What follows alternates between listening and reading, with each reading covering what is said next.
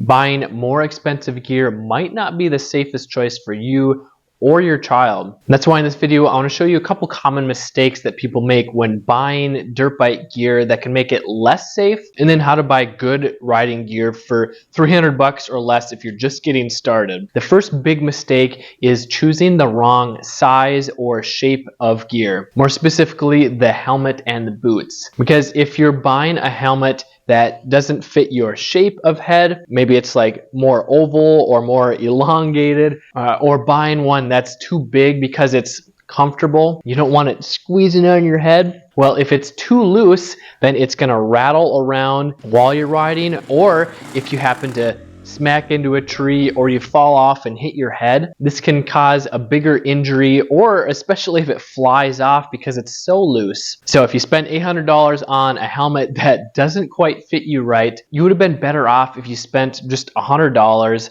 on a lesser brand helmet that fits you properly. The same goes for riding boots. If you buy boots that are too big, it's not only not going to protect you as well, but it's going to be harder to use the brake pedal and the shifter, because dirt bike boots are stiff and it's going to make them feel clunky, so it's going to be hard to feel the controls and get your foot under the shifter and shift. Mistake number 2 is buying expensive motocross or race type boots as a beginner. Back in like the 90s, maybe there was only one type of riding gear, but nowadays there's so many different types when it comes to motocross or enduro or trail riding or trials riding or dual sport. So if you're just going in and picking some $300 or $400 motocross type boots because you think they're going to be the safest, well, they may be super safe in the fact that they are super stiff because they're meant for racing motocross, where you're riding at high speeds, doing big jumps with the big impacts. But if you're trail riding, you're just starting out, you're not used to wearing dirt bike boots, this is going to be really frustrating because they're super stiff. At least most motocross boots are, because they need to be. But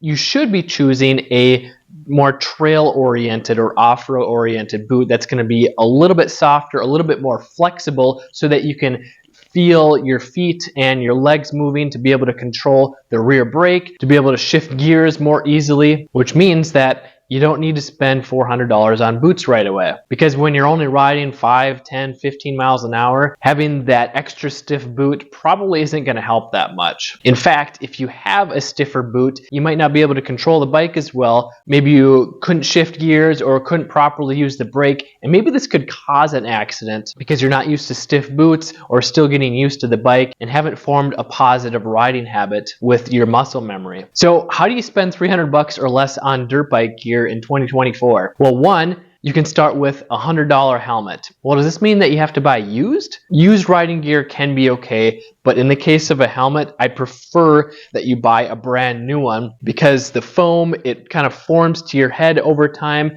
and the materials also break down as the years go by. So I'd rather see you get a brand new, cheaper helmet than one that's a little bit more expensive but is 5 years old, especially since you don't know if it was wrecked in. So you may not be able to get the top of the line helmet for $100, but if you look for closeouts or last year's model, and you might have to get something that doesn't look sweet, but it could be a $200 or $300 helmet on clearance for around $100. And if you can find one with MIPS technology, this is going to make it almost as safe as a top-of-the-line helmet. Next is the boots, and you can get some beginner-friendly ones that are still going to be safe for around $100 as well. And it's not as important to buy new boots if you can find some that were lightly used. Just make sure that they're not completely worn out, the soles are still in good shape, and it's not like super flexible, because if it's too soft, too flexible, too worn out, it's not going to protect you as well. Next, you just need some gloves and goggles